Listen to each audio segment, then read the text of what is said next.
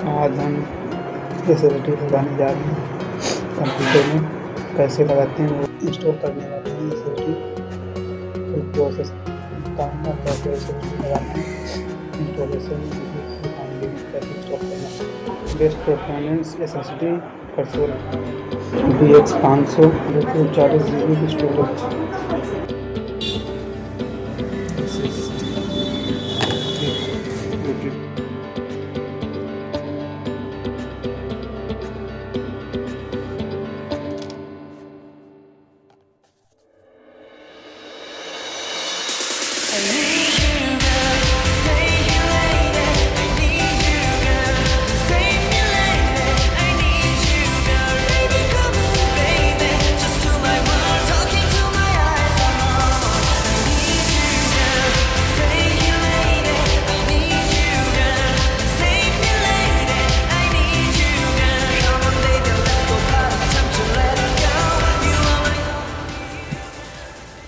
Cable को साफ़ कर दें। केबल साफ़ नहीं करेंगे तो इसमें दिक्कत आ सकती है, तो इसको ब्रश से साफ़ कर देंगे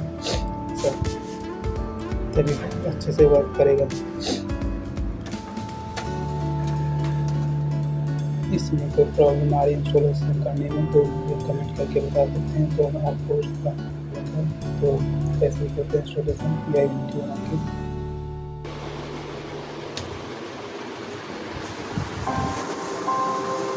The Bluetooth